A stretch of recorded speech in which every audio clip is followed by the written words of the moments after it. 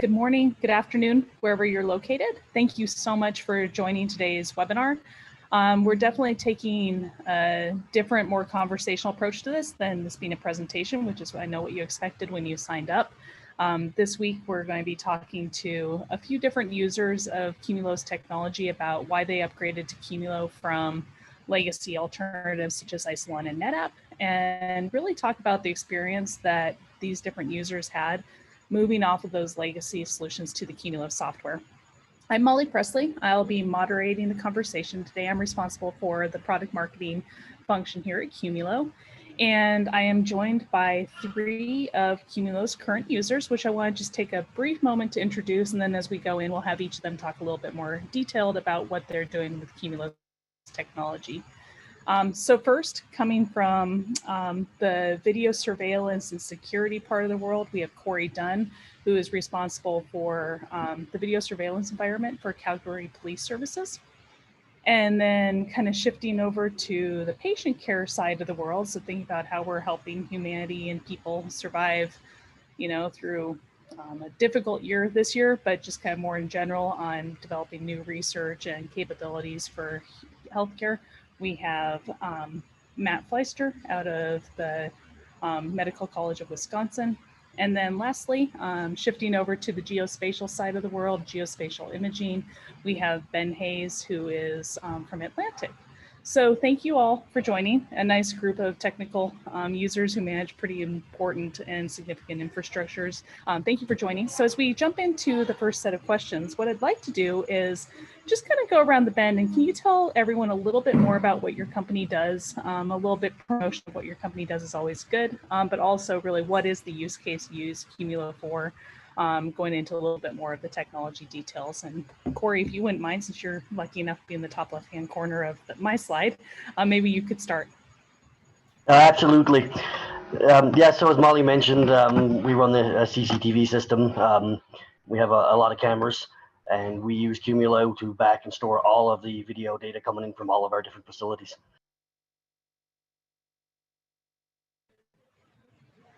And then Ben, I'll also move down the list. Can you tell us a little bit more about Atlantic?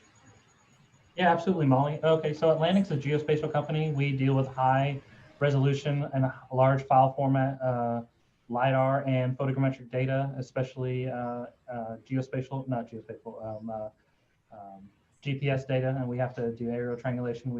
We submit all that data to federal and local government agencies, and we store all of our production data on Qumulo. Okay, great. So 2 different imaging use cases, different types of imaging though, for sure. Maybe just a little bit more about, and actually I'm going to jump back to you on this, Cory, what kind of applications, so what, even just by vendor name, do you have connected to the Qumulo environment? Yeah, we use the Milestone NVR software is what drives our CCTV, and it all gets stored on Qumulo and kept there for whatever retention period is required for wherever the video source was. Sometimes it's as long as 13 months.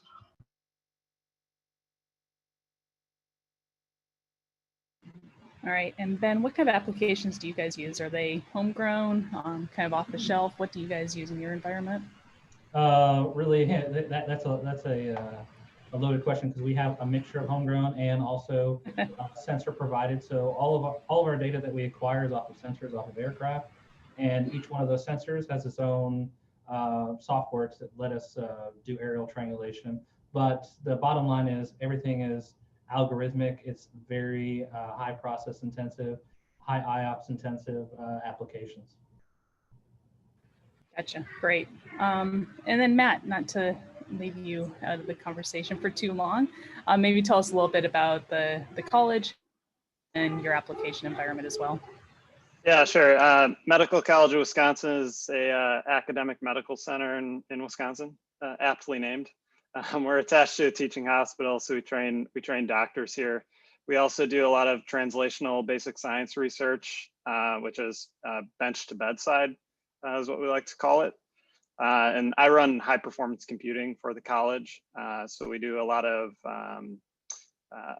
brain imaging analysis, a lot of genomics analysis, and then we run the gambit of basic science research as well. Okay, great. And the types is probably, I mean, I think it's probably obvious you have a lot of different applications for all those different use cases, different users. But maybe you can talk just a little bit more about the types of applications. Are you using API integrations? Is it stuff you're building yourself? Maybe talk a little bit more about that. Right. So we do kind of a mixture of work, right? For genomics, some of it's homegrown, some of it's commercial software. You know, we have a couple hundred probably open source softwares that are used across our basic science research. You know, a lot of it's imaging analysis, probably very esoteric applications, FSL, FreeSurfer. We also do a lot of biochemistry research, protein analysis, things like that with GROMACS, NAMD, things that you see in benchmarks a lot for HPC. Okay, perfect. So as we kind of jump into a little bit about, you know, why you were looking to use Qumulo, I think, Matt, while I have you kind of on the front and center right now, could you talk a little bit about what kind of technologies you were using before Qumulo, and you have a pretty complex environment with different types of workloads. What workloads did you move to Qumulo? What did you move off of? And just kind of talk a little bit about the pain points you were experiencing before that led you to consider making a change. Right. So we were on Isilon storage previously, X410, X400, really solid storage for high throughput, high IOPS type of workloads. I inherited that storage. So when I came into the job, we had already had it probably for about 2-3 years. Now we've gotten to the point where we're life cycling that gear. You know, when we purchased it, it was a good solution. It kind of the hammer for every, you know, tool for every job type of situation. So we evaluated probably 4 or 5 different storage vendors when we went through our process this past year. And Qumulo really stood out because we have a lot of small file workload. So it stood out for that with the erasure coding and how data is stored and the efficiency that we can get out of it. And then, you know, the support is something that stood out as well. So, you know, our biggest pain point, I would say, with Isilon was triple mirroring and the stripe size that you find with Isilon storage. We really were getting hammered with our small file efficiency. So I'd be curious, and I actually don't know the answer to this, Ben. Is that something you came across at Atlantic as well? Absolutely. I actually feel like mine and Matt's case is almost identical. We purchased Isilon 2013 or 14. This is just still back before Dell purchased them, EMC, and we're kind of having a mix. Our old environment, it was a mix of Isilon and a homegrown ZFS-based array, both of which, well, I should say the Isilon could handle the throughput and the IOPS, but scaling it became a little bit more of an issue, especially with the 85% near cap performance. You can only get 85% before you start seeing massive degradation of performance. And our ZFS-based array, it was really struggling with new software, new data coming in. It's just like when you get a new cell phone with a better camera, pictures are higher resolution, they're bigger in size. When we get new sensors, all of a sudden our projects are going from 10 terabytes a project to 80 terabytes a project. We just couldn't, our old storage just couldn't keep up with that. So, and because we have a mixture of large file format imagery that we're taking with cameras, aircraft cameras, mixed with tiny 1 kilobyte GPS or world files that say this image goes with this, is at this GPS location. That mixture of large and small file sizes, our old systems couldn't keep up with. Yeah, you know, it's interesting. I have marketing in my title, so you know, I always get the comment of, well, that sort of sounds like marketing, and sometimes on things that we'll talk about on our websites or in our blogs. But the concept that you brought up about the 85% efficiency, would you mind talking a little bit more about that? Of, you know, kind of the challenge both about financially what that is and what we're actually even talking about there? Sure. Well, to put it in an analogy for you, picture you go buy a new truck and it doesn't come with the seats in the car because that's 15% of the car's value. It's the same thing with storage, or really anything you buy. You're immediately, if you only use 85% of it, I mean, that just doesn't make sense. But with storage for a long time, once those drives, especially the legacy, no, I shouldn't say legacy, because hybrid and hard spinning disk is still a viable option for a lot of applications. Once you start getting full, it just takes a lot longer to get your data, and the performance is degraded. So what Molly's talking about there, and I believe the question is, it really it's twofold. It is a marketing thing because Qumulo does offer 99 to 100% performance guarantee to up to that in capacity. But at the same time, all of our old legacy, we can only use 85%. So. Perfect. So Cory, can you talk a little bit more about where you were before Qumulo and what kind of pain points you were starting to encounter that led you to make a change? Yeah, absolutely. What Ben says rings true for us quite loudly as well. We have a defined retention for all of our video, as most law enforcement agencies do. So we know how much space we're going to need. And it stays constantly. Once it's filled, it stays constant throughout the year. And we ran into a problem with our Isilon systems where we needed to buy extra capacity just to stay under that 85%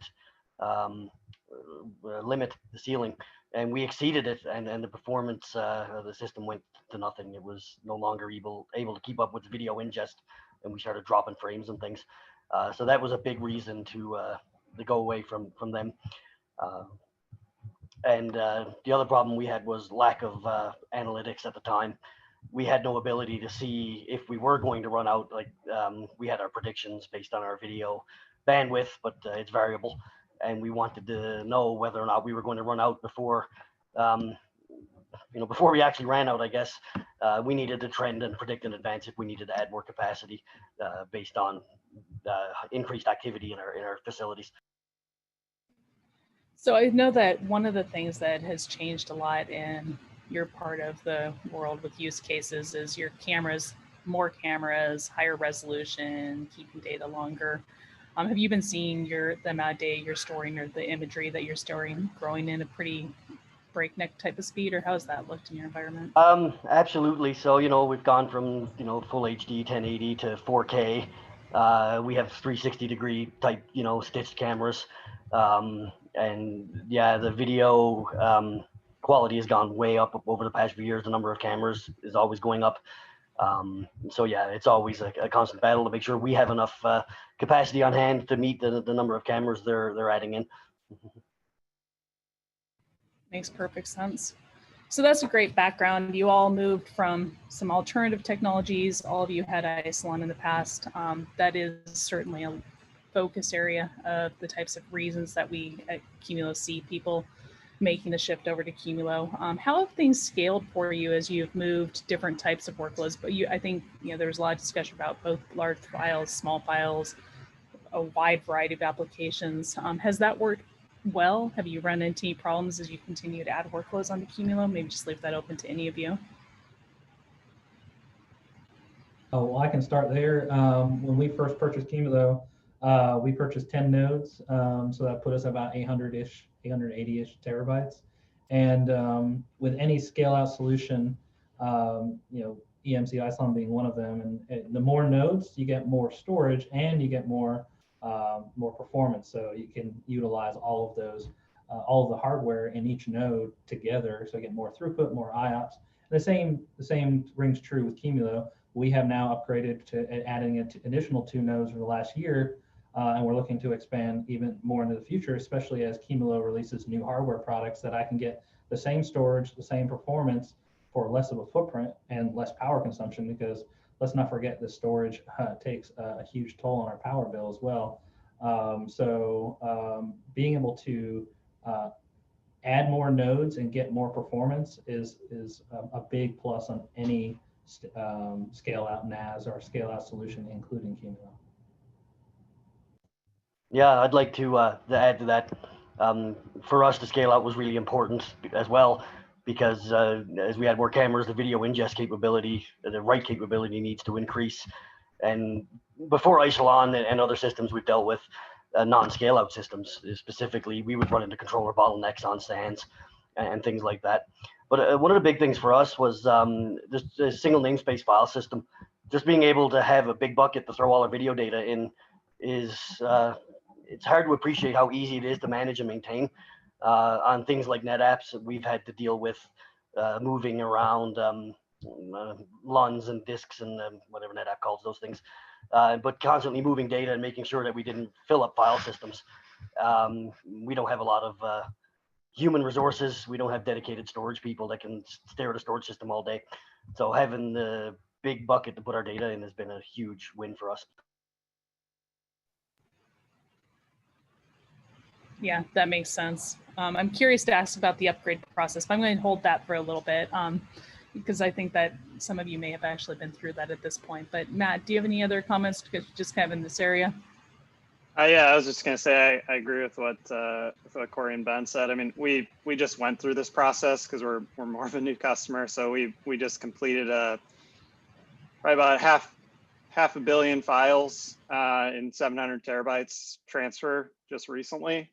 And you know, everything you read about Qumulo, it's pretty much true, right? So the real-time analytics is really helpful for us to monitor what's going on, especially during the transfer period, as well as our file efficiency has just gotten a lot better, moving all of those small files, a lot of small image files.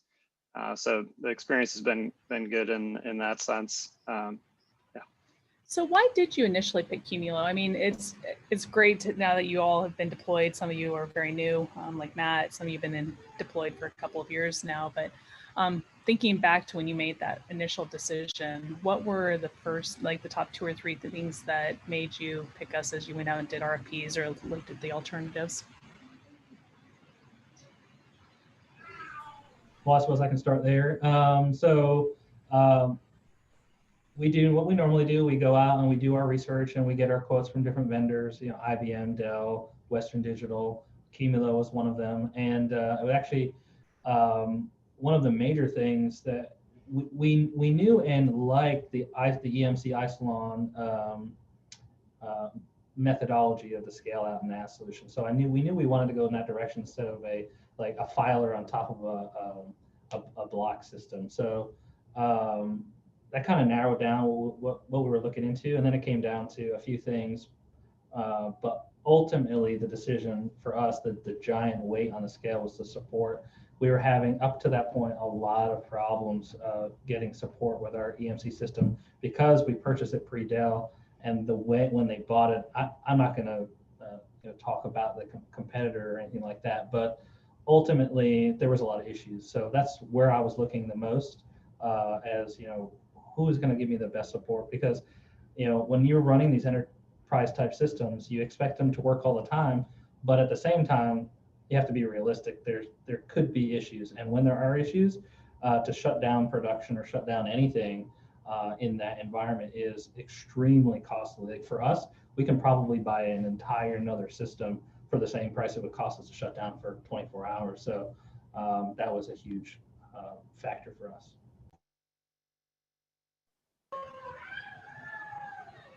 Yeah, I mean, we just recently went through this process, so we evaluated kind of across the gambit of storage vendors, from roll your own type of solutions like Lustre to a full enterprise solution, which would be, you know, we did look at Isilon because we were already on it, to Qumulo as a full enterprise solution as well. For us, it came down to the performance and price, and then one of the things we wanted to maintain was a full enterprise solution that we didn't have to get too into the weeds to make sure it was functioning properly, which you have to do with you know, a Lustre or Lustre-like system, things like that. And so for us, Qumulo was the obvious choice for our really small team to be able to manage all of this storage really easily. With that, you know, as Cory said, that big bucket of storage, it makes it pretty simple for us. And do you still have a Lustre environment somewhere in your data center, or is everything running on Qumulo? So everything's over to. Sometimes you find, you know, a bit of a parallel file system in one place and then something like Qumulo in other places. Yeah, so we ended up, we don't have Lustre. We looked at several Lustre-like systems because we are primarily HPC. We ended up not purchasing any of those. So we still do have Isilon in our environment, and then we're mainly on Qumulo on a couple different tiers of Qumulo to get the performance and the scale out at the same time. Okay, cool. So you have different clusters for different performance needs. Gotcha. Okay. Right. All right, Cory, can you think back to when you guys first were out there doing your selection criteria? And I think in your environment, sometimes the way you come across storage vendors is a little bit different than some vendors. You have a video surveillance vendor you work with. I actually don't know if you found out about us through Genetech or kind of how that went about. But maybe if you could just talk a little bit about how you found Qumulo and also what made you decide we were the right solution for your environment back when you were making that initial decision. Sure thing. As a public entity, we're actually required to go through a competitive process to acquire new products like Qumulo. So we had to do a selection criteria of things that were important to us. You know, price was one of those things. Obviously, it always is. The single namespace file system, as I mentioned, analytics capability, and a big one for us, it was a mandatory requirement, was certification with our NVR vendor, which in our case is Milestone. We couldn't buy something that wasn't tested to work with Milestone, and Qumulo had gone through that effort to make sure that they were verified with Milestone in advance. So, you know, we ran our competitive process, listed our criteria, and Qumulo came out on top by quite a good margin. Okay, cool. Yeah, Milestone, not Genetech. Sorry about that. Not a problem. We care. It was one of those things that as a newer company, we've spent a lot of time doing exactly what you're saying, building out the strategic alliances, both, you know, how do we sell, but doing the performance testing, the integration testing, making sure everything works well. And those were our first two big focuses in your part of the world. So cool. So, you know, now that you've all been deployed for a while, obviously you're probably relatively happy users, otherwise we wouldn't have you on this webinar, but can you share a little bit about what your architecture looks like as far as the networks, the types of infrastructure you're running Qumulo on? How has that worked for you? Are you running into any problems related to performance or the way you initially architected the node configurations, the networks, anything like that? So maybe if you could each go through and talk a bit about what physically you put the Qumulo on, and did we design it right to start with, or did you run into any hurdles as you've gone along the way? Yeah, I can start with that. So our Qumulo is connected to a oh my goodness, a Nutanix. That's where all the NVR software actually runs, is on a Nutanix HCI. So it's connected to a dedicated 100 gigabit storage network where all the video goes. And it was set up and architected properly. No problems at all. We've had no performance issues, nothing. I think we've had 2 hard drives fail in a year, and that's about it. We don't have to pay attention to it every day. We don't even have to look at it unless it sends us an alert. So for our case, we've had it for just about a year. I think there's 6 nodes and just over a petabyte. And yeah, it's been working fine, no issues.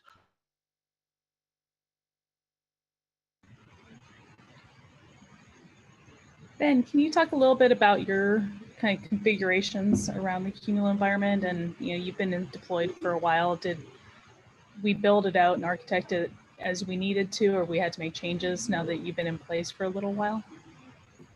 No, it's still running exactly as it was installed just over 2 years ago. We also run 100 gig backbone fiber. We use the QC104s. At the time that we purchased, Qumulo did not have the availability to have a mixed namespace between different node types. So we had to get either all 104s or all 208s. That has since changed as of today in this conversation. So when we go to our hardware refresh cycle pretty soon, we'll be changing that up a little bit. But each one of those 104s has a 40 gig network connection. We aggregate everything, and everything is failover and redundant. So each node has an 80 gig throughput. Everything is fiber onto the backbone, 10 gig all the way down to our workstations. It's either 6A, Cat 6A, 10 gig down to our client workstations, or it'll be 10 gig fiber into our RDP vCenter clusters, for remote users. But we haven't had a single networking or throughput issue. In fact, we probably over provisioned our Qumulo a little bit, because I don't think I've ever seen a pushback past 40% as far as performance or IOPS. And that is a huge overhead for us to have, compared to it choking on itself on our previous solution. Ben, is your stuff on Qumulo hardware or on something like HPE? We're on HPE. Yeah, no, we purchased Qumulo hardware, QC104s. Right, okay, sorry, I wasn't familiar since we're using the HPE stuff. I wasn't familiar with the model number. Yeah, we had the option to go one or the other, but we chose to go with the Qumulo route. Besides, it has a really cool looking faceplate. It looks really good. We do like our cool faceplates and our kumquats. Matt, would you mind going through same question for you? Yeah. So we're on K168 storage nodes for right now for our persistent storage, and then actually, so we're partway through our installation and setup of everything. Actually, we're building out a new cluster, so we did purchase also Qumulo NVMe, the P92 series storage nodes. So we're building a NVMe scratch space for our cluster, so we'll have 2 tiers of storage. We purchased 14 of the K168s, so it's probably about 1.7, 1.8 petabytes. We haven't had any performance issues. All that's connected by our, we have that hooked into our Cisco house network. It's over 10 gigabit for the K168 model. Yeah, again, no issues. Everything, I think our installation took probably about 4 hours. So when they say it'll be done same day, it really is. It's pretty quick. And I know you mentioned a migration project also as part of this. Would you mind talking a little bit about, yeah. So like you just said, installation was quick, which is great. And then migration can be a nightmare. I think that's one of the reasons folks tend to stay on something they already have, just because they don't want to deal with the migration.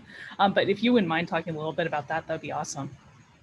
Right. Yeah. So that was a little bit of a headache, given the number of files that we have and just the volume and our time limit. So we had about 2 months to actually get this done. So we ended up doing a little bit of homework into parallel transfers. So we kind of a homegrown transfer scripting, which works pretty well. So we parallelize our sync across a bunch of cores. So we threw a lot of I/O and bandwidth at that K168 cluster, and we didn't have any issues at all. It really came down to our ability to keep the data flowing actually out of the Isilon and across our network versus any IOPS issues or any hotspots or anything on the cluster. So from that standpoint, we've had a good experience. We're done with that project, thankfully. As I mentioned, we have quite a few files that we moved over. So. Okay, cool. So I want to take a second here. We have a couple of questions that have been coming in over chats and Q&A. So I think that first, let me ask, one of the questions we had was about replication backup for the Qumulo cloud. So are you using any of Qumulo's data protection technologies? Are you moving them to other clusters, to the cloud? Maybe you could each speak to that a little bit on how you think about data protection and what the role of cloud might look like in that. I can start there. It's an easy answer for me. We do not use that. That is a relatively new offering, I say within the last 12 months or so. Our backup solution is just homegrown scripts to our old arrays, our old ZFS-based arrays that weren't cutting it before. You know, that's still a petabyte of usable storage. So that's where we're sending that, and we're replicating that offsite to its sister that just threw an rsync.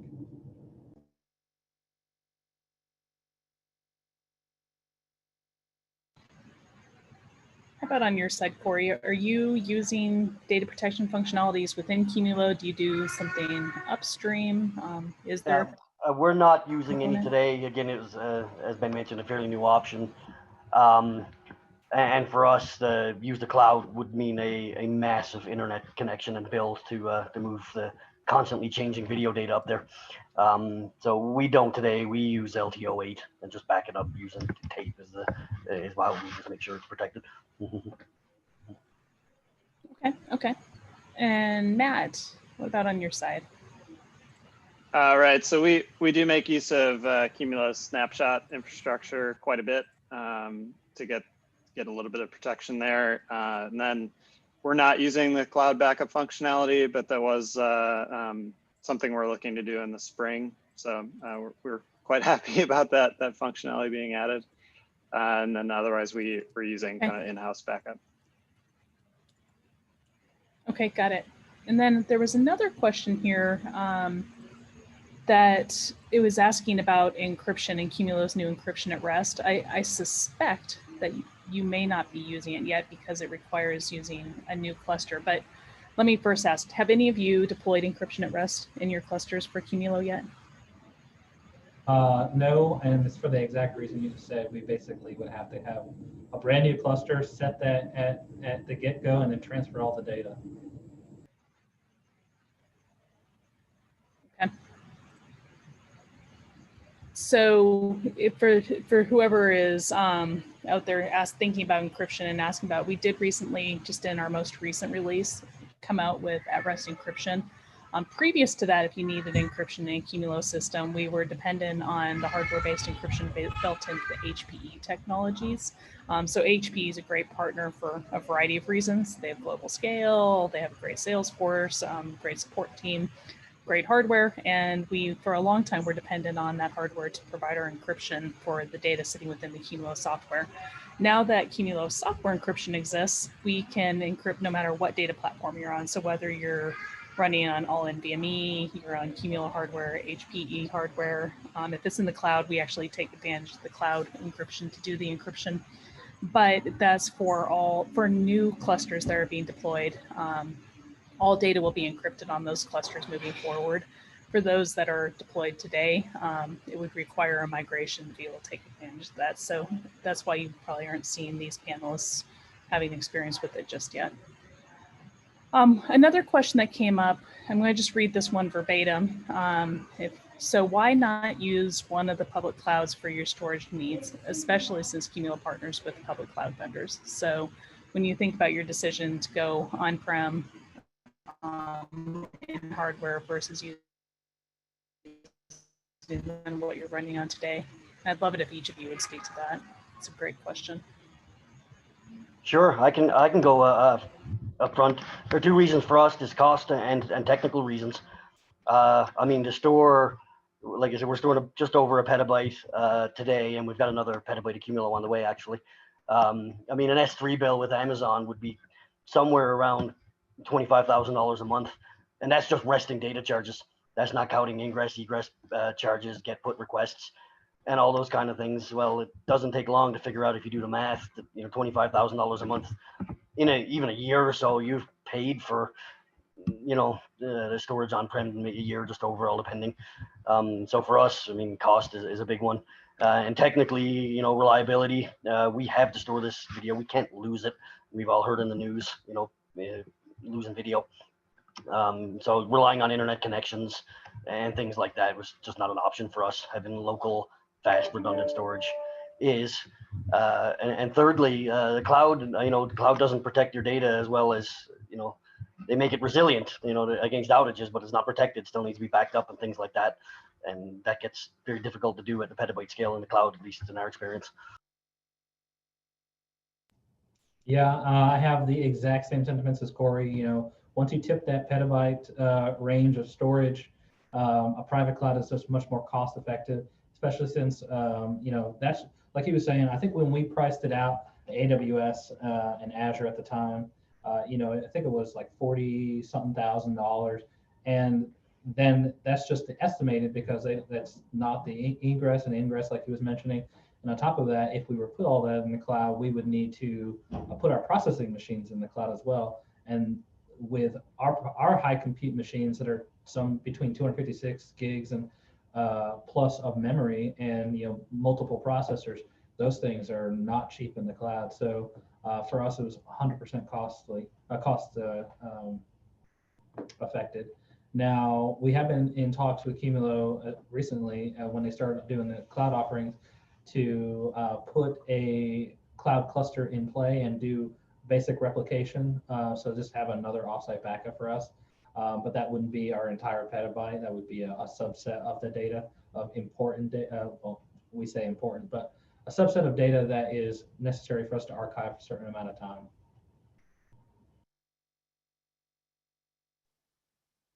Yeah, I think similar issues for us. One of the big things for us is just CapEx versus OpEx. Capital is easier at this point for a private academic institution. So that kind of drove our discussion a little bit. And as Ben pointed out too, HPC just doesn't lend itself too well to to the cloud vendors at this point. So if we move a lot of our data there, we've got to move a lot of the compute as well. And most of that is just on-prem for us now. Now we are going to look to utilize the Shift technology, direct to S3 copy for archive and backup for a subset of our data. But again, probably same thing Cory and Ben mentioned. You know, you have hidden costs, a lot of the metadata requests and ingress, egress, it adds up when you get over a petabyte, and when you get it into the hundreds of millions of files, it becomes a little bit untenable. So. Okay, great. Thank you guys for sharing that. I know cloud is on top of mind of a lot of people, including Qumulo, and you know, everybody's path is different for sure. So thanks for sharing that. We have a person raising their hand who I'm going to let him actually speak here for a second. If this technology is all working the way I wanted to. So Jason Howell, if you're there on audio, I saw you had your hand raised if you wanted to ask a question live to our panel team.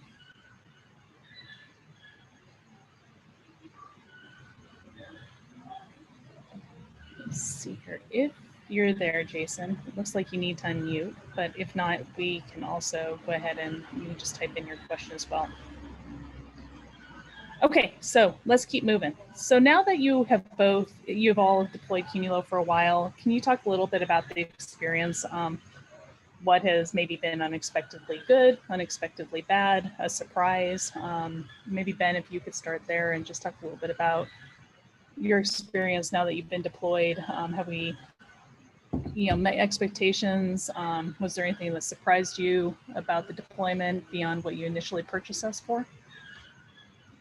Well, Qumulo, the sales engineer and the support engineer that we have, they prepared us, so I really wasn't surprised, but I was pleasantly elated at the install process, the transfer process, basically everything. And now we've been here for a while.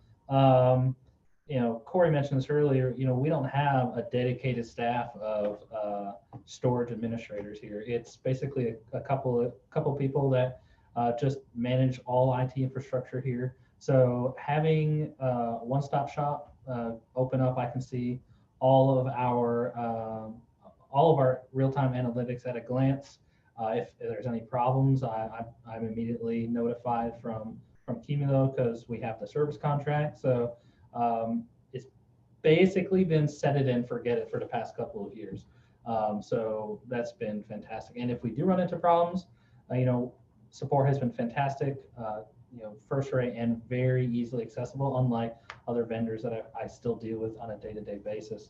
And sometimes we have custom requests, and Qumulo has always made someone available. One example is Qumulo offers out of the box real-time analytics, but time series or historical data was something that was necessary for us. So on the back end, I had to build a time series database to store all that real-time data and then also display, and I was able to leverage the API to do that. And one of their data science engineers, Tommy Unger, me and him just worked it all out through Slack, and we were able to get that set up in just about a week. That would have taken a year with anybody else. So while we're on that topic, I'd love to, as Ben and I were talking about this before, one of the things that Qumulo customers love most about us is our customer success experience. We have a really high NPS score, right? Our latest quarter was 89. It's always in the 80s. We've really reinvented the way the success experience, customer success and customer support experience looks like. So we're going to try something a little bit fun here to, instead of just talking about it, show you what our experience looks like. So Ben, if you would jump onto your Slack channel, and I'm going to make sure I'm sharing my Slack channel. We're actually going to give you a little bit of an experience of what things look like here at Qumulo for a customer success experience. Are you able to see my Slack channel right now, Ben, on my screen, or maybe Cory or Matt, since I had him switch? Okay. So the way we do support at Qumulo is actually over Slack. We don't ask you, you certainly can call us, but generally speaking, an interactive experience that's about directly contacting our CS team is what we want you to be able to have experience with. So what we wanted to show you is instead of having to call and go around the world support and drop log files and things like that, we planned that we would have Ben actually ask our CS team a question during this webinar. So Ben, maybe if you could talk a little bit more about that and type in what you had in mind that you currently have a question about for our team. Sure. So to verbalize to all the participants here, recently, November Patch Tuesday changed the way SMB authentication works at its base level. When you send out a request, it returns an extra data value, and that broke Qumulo's current version. And Qumulo figured it out and said, okay, hey, we're working on this resolution, and they pinged their entire customer base in a channel that you don't see here, but it's just there's another channel called Customer. That's just a general channel for everybody for them to do updates to. So what you see here in my channel is Chris Ward there says, look like we lost comms. So our cluster is cloud monitored. They always, if there's any issues, bad drive, they're seeing a latency problem or something that's out of the ordinary, they have set up monitoring. They just ping us here and say, hey, looks like we lost communication to your cluster at this time. What's going on there? So what I'm going to ask here in the channel, which you'll see in about 1 second, is this coming Friday, we're going into our monthly maintenance cycle, and I usually review the new versions. And I wanted to know if the new version fixed this SMB issue, because if I push any of our patches up to date, our Windows patches, it's going to break all of our SMB clients to the Qumulo cluster. So that's what I just asked to see if, hey, this is what we're getting ready to do. Is the new version out yet, and will it fix this issue, or should I wait? And while we give our CS team a bit of a moment to respond to that, what I did want to kind of share with you is that you'll see, this is just like you're part of our team. One of our CS team members is looking at that. You can see he's typing right now. But we open this up to all of our customers. We do have a customer channel here. I'm not showing it because if I open that up, it would show every customer Qumulo has, and I want to be conscientious of their privacy. But we do have a customer channel where, as part of our initial community, you can talk amongst yourselves to other users, ask questions, of course, ask questions of Qumulo there as well. So we really try to open things up and make it easy for you to talk to each other. So looks like Michael Coco from Qumulo has addressed that. I'll let Ben actually read the response. And then I guess maybe as Ben's taking a look at that, for the rest of you, for Cory and Matt, are there any things, related to the customer success experience or anything else with Qumulo, kind of as we start to wrap this up, that have been pleasant surprises or unexpected in any sort of way? Yeah, for me, the release cadence of Qumulo software is amazing.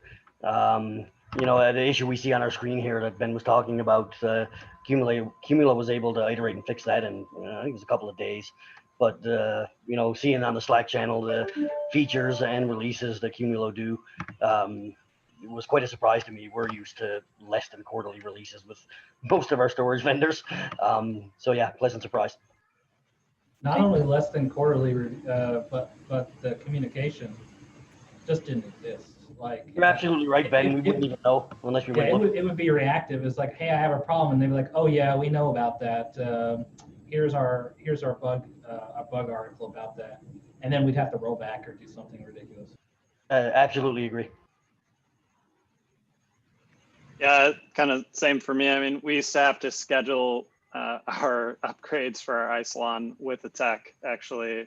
And it's kind of a world away from how it works with Qumulo, where you literally just download the software, put it on the cluster, and hit upgrade. And you know, the support, we've had the same experience.